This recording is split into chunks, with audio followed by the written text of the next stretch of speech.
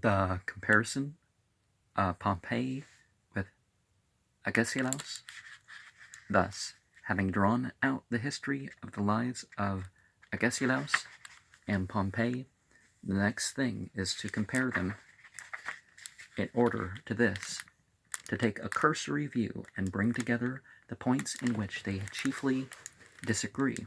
which are these. In the first place, Pompey attained to all his greatness and glory by the fairness and justice means, owing his advancement to his own efforts and to the frequent and important aid which he rendered Sulla in delivering Italy from its tyrants. But Agesilaus appears to have obtained his kingdom not without offense, both towards what are considered to be gods,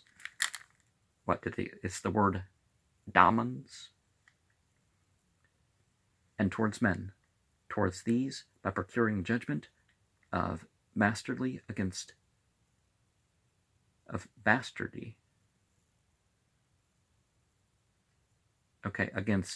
Leotychides, whom his brother had declared his lawful son, and towards those by putting a false gloss upon the oracle, and eluding its sentence against his lameness. Secondly, Pompey never ceased to display his respect for Sulla during his lifetime, and expressed it also after his death by enforcing the honorable interment of his corpse in despite of Lepidus, and by giving his daughter in marriage to his son Faustus. But Agesilaus, upon a slight pretense, cast off Lysander with reproach and dishonor. Yet Sulla, in fact, had owed to Pompey services as much as Pompey ever received from him,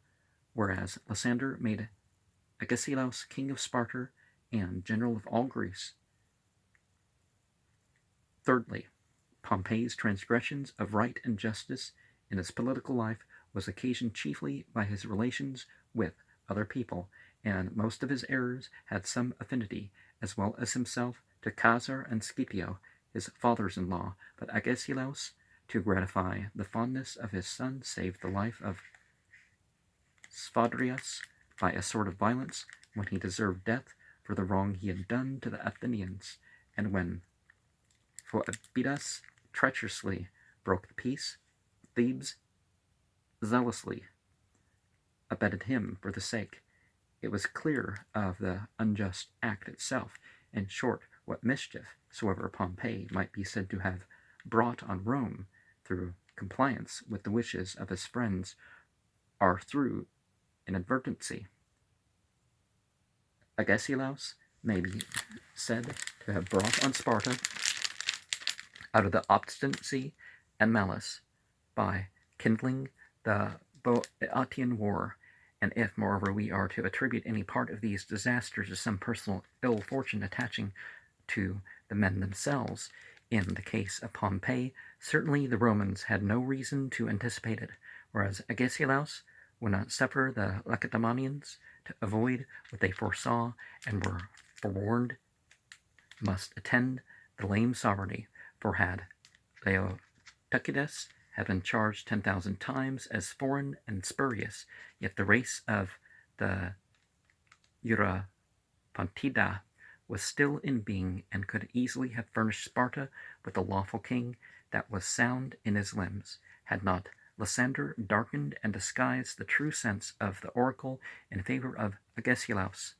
Such a politic piece of sophistry was devised by Agesilaus in that great perplexity of the people as to the treatment to be given to those who had played the coward at the battle of Leuctra, when after that unhappy defeat he decreed that the laws should sleep for that day. It would be hard to find any parallel to,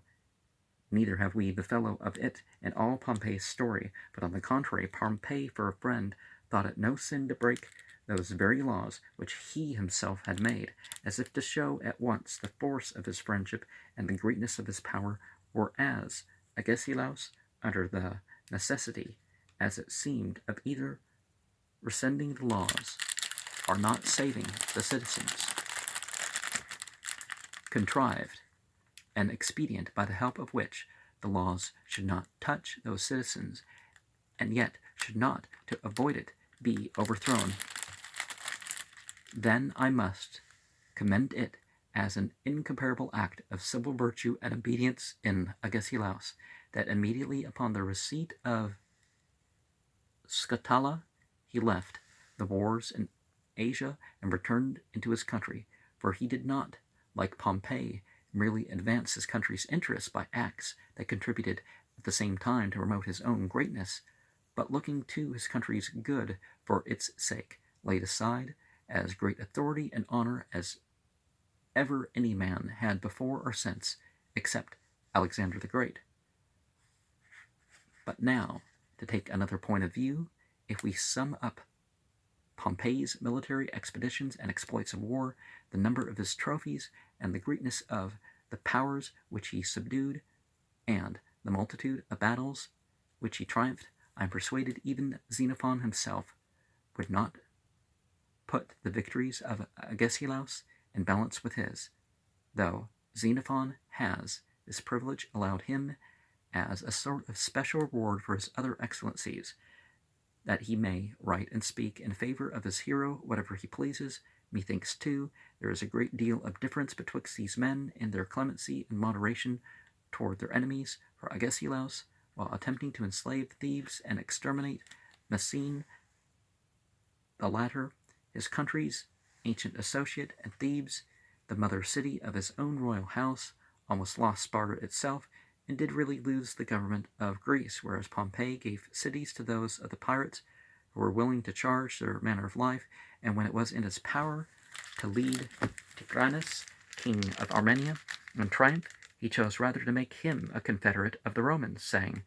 that a single day was worth less than all future time, but the preeminence in that which relates to his office and virtues of a general should be determined by the greatest and most important acts and councils of war. The Lacedaemonian would not a little exceed the Roman, for Agesilaus never deserted a city, though it was besieged by an army of 70,000 men, and when there were very few soldiers within to defend it, and those that had been defeated too but a little before at the battle of Leuctra. But Pompey, when Caesar, with a body only of 5,300 men, had taken but one town in Italy, departed in a panic out of Rome, either through cowardice, when there were so few, or at least through a false and mistaken belief that there were more, and having conveyed away his wife and children, he left all the rest of the citizens defenseless and fled, whereas he ought either to have conquered in fight for the defense of his country, or yielded upon terms to the conqueror, who was more his fellow citizen and allied to him. But now to the same man whom he refused a prolongation of the terms of his government, and thought it intolerable to grant another consulship, to him he gave the power, by letting him take the city, to tell Metellus, together with all the rest, that they were his prisoners. That which is chiefly the office of a general, to force the enemy, and of fighting when he finds himself the stronger, and to avoid being driven into it himself when he is the weaker. This excellence Agesilaus always displayed, and by it kept himself invincible, whereas contending with Pompey, Caesar, who was the weaker, successfully declined the danger, and his own strength, being in his land forces, drove him into putting the conflict to issue with these, and thus he made himself master of the treasure stores and the sea too, which were all in his enemy's hands, and by the help of which the victory could have been secured without fighting. And what is alleged as an apology in vindication of Pompey is, to a general of his age and standing, the greatest of disgraces, for granting that a young commander might, by clamor and outcry, be deprived of his fortitude and strength of mind, and weakly forsake his better judgment, and the thing be neither strange nor altogether unpardonable, yet for Pompey the Great his camp, the Romans called their country, and his tent, the Senate styling the consuls, praetors, and all other magistrates, who were conducting the government at Rome by no better title than that of rebels and traitors, for him whom they well knew to never have been under the command of any but himself, having served all his campaigns under himself as sole general, for him upon so small a provocation as the scoffs of Favonius and Domitius, and lest he should bear the nickname of